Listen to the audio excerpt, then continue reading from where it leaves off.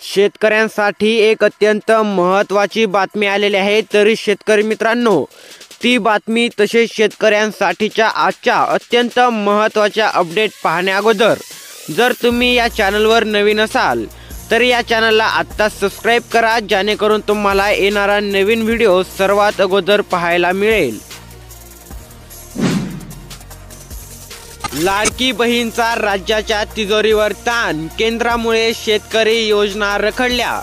कृषी मंत्री, केंद्राकडून निधी आल्यानंतर शेतकऱ्यांना थेट खात्यात पैसे देणार, असे महाराष्ट्राचे कृषी मंत्री माणिकराव कोकाटे यांनी सांगितलेले आहे की लाडकी बहीणच्या या योजनेमुळे राज्याच्या तिजोरीवर ताण आलेला आहे व आता केंद्राकडूनही शेतकरी योजना रखडलेल्या दिसून येत आहेत। त्यामुळे शेतकऱ्यांची कर्जमाफी तसेच अन्य नुकसान भरपाईचे पैसे हे निधी आल्यानंतर शेतकऱ्यांच्या खात्यात थेट जमा केले जाणार आहेत।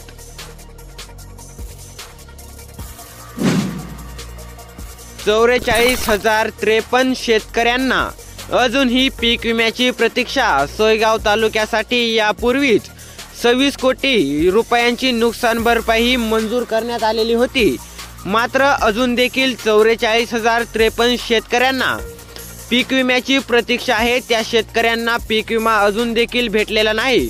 तर आता या शेतकऱ्यांना पीक विमा नेमका कधी मिळणार याकडे सर्व शेतकऱ्यांचे लक्ष लागून आहे। कापसातही आता मंदी, अपेक्षित दर मिळणार कधी? शेतकऱ्यांवरील आर्थिक संकट अधिक गडद, खेडा खरेदीत मिळतोय हमी भावापेक्षा कमी भाव।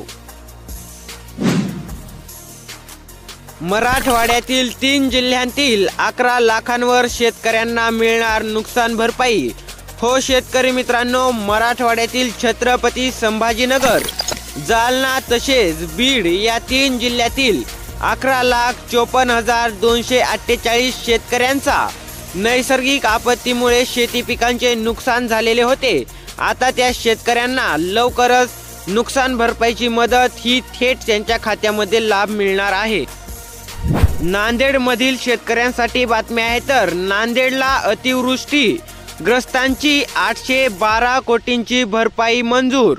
हो शेतकरी मित्रांनो, नांदेड जिल्ह्यात सप्टेंबरमध्ये अतिवृष्टी पूर परिस्थितीमुळे नुकसान झालेल्या शेतकऱ्यांसाठी शासनाकडून 812 कोटी रुपयांची नुकसान भरपाई जी आहे ती मंजूर झालेली आहे व आता नांदेड जिल्ह्यातील 812 कोटीची जी नुकसान भरपाई आहे ती बाधितांच्या खात्यामध्ये लवकरच वर्ग केली जाणार आहे। महाराष्ट्र सरकारद्वारे ही रक्कम मंजूर करण्यात आलेली आहे।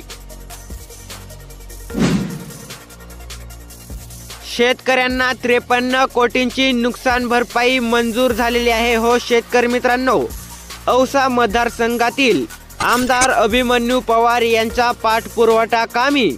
तर औसा जिल्ह्यामधील शेतकऱ्यांना 53 कोटींची जी नुकसान भरपाई आहे ती आता मंजूर झालेली आहे व औसामधील शेतकऱ्यांच्या खात्यात लवकरच ही नुकसान भरपाई वर्ग केली जाणार आहे।